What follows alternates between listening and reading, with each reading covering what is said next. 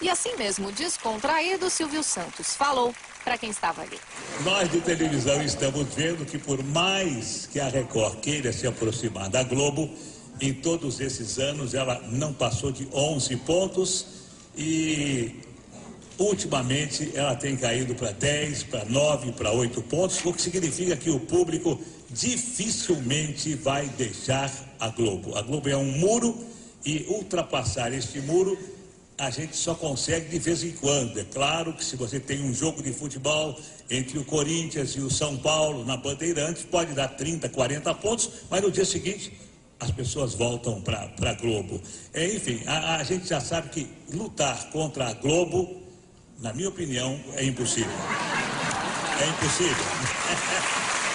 Alguns segredos do Silvio Santos, empresário, para nós, para mim, Gerson. Uma das coisas que não deve preocupar quem quer se meter em qualquer tipo de negócio é não se preocupar com os elogios ou com as críticas. Se você vai entrar em qualquer mercado, não importa que esse mercado tenha um líder e que você nunca possa se aproximar do líder, se você não sonhar alto, se você administrar bem a sua empresa com os pés no chão, não se preocupando nem com o primeiro colocado, nem com o segundo, nem com o último colocado, se você fizer aquilo que a sua intuição manda e usar bom senso, deixando de lado a vaidade, você tem todas as possibilidades de conseguir o seu objetivo. Não tenha dúvida.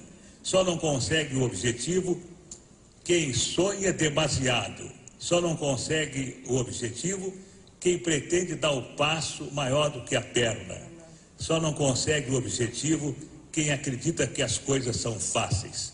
Todas as coisas são difíceis. Todas as coisas têm que ser lutadas. E quando você consegue uma coisa fácil, desconfie, porque ela não é tão fácil quanto parece. Continue trabalhando, continue apostando na sua intuição, continue com os pés no chão e não se importe com o que a sua esposa fala, com o que os seus filhos falam, com o que os seus amigos falam, se importe com aquilo que você vive o seu dia a dia. Pelo menos foi assim que eu consegui, de camelô a ser banqueiro.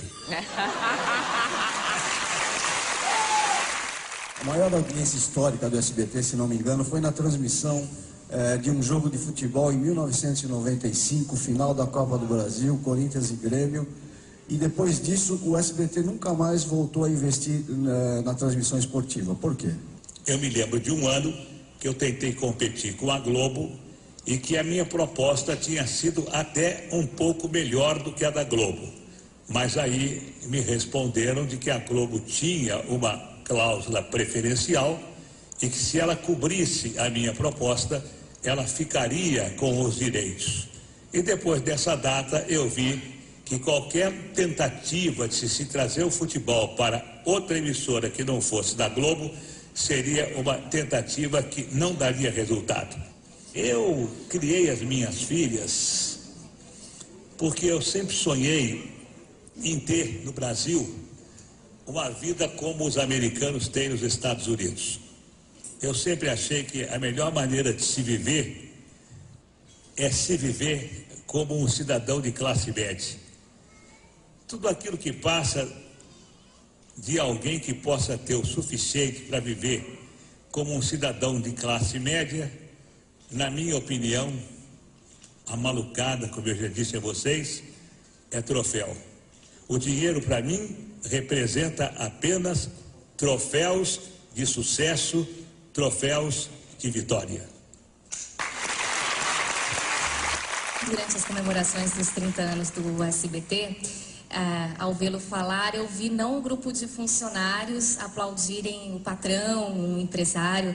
A sensação que eu tive foi um grupo de fãs aplaudindo e ouvindo um ídolo. Você, Silvio Santos, se enxerga assim? As pessoas trabalham para você e te adoram. Não, eu nunca me preocupei com isso e eu até me surpreendo com a minha popularidade. Não, verdade, eu me surpreendo porque nunca foi objetivo meu e as pessoas de imprensa sabem disso. eu não dou entrevista para os meus colegas, eu não vou a programas dos meus colegas, porque eu acho que eu exerço a minha profissão. Eu faço aquilo que eu tenho que fazer como profissional. Se o SBT, se eu fosse funcionário do SBT, assim como... Bom, eu nunca fui funcionário, porque quando eu comecei na televisão, eu já alugava os meus horários. Mas se eu fui funcionário só da Rádio Nacional. Mas eu sempre fiz aquilo que me mandaram fazer. Então, hoje no SBT, eu faço o meu programa e posso garantir a vocês, embora vocês vão dar risada, eu sou voluntário. Eu não ganho absolutamente nada, verdade? Os dirigentes do SBT estão aí para que não me deixem mentir. O SBT não me paga absolutamente nada, nada. Eu ganhava 300 mil reais do Baú da Felicidade para fazer o programa do Baú. O Baú fechou, não me pagaram mais nada.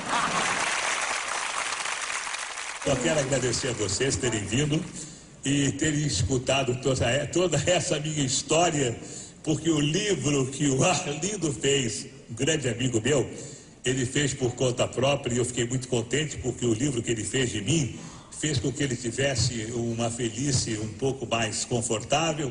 Venderam muitos livros, mas se tivesse que contar a minha história desde os 14 anos, quando eu comecei a minha vida de camelô, ou desde a escola pública, quando eu comecei a vender doces no recreio para ganhar doce, eu acho que dariam 3 ou 4 volumes. Então, vocês que vieram nesses 30 anos, eu só espero, dizendo com toda sinceridade, olhando para a minha vida, a sorte que eu tive, a saúde que eu tenho, a família que eu tenho, se vocês tiverem, e eu faço votos que tenham, vocês serão tão felizes quanto eu sou. Era a entrevista que eu queria ter.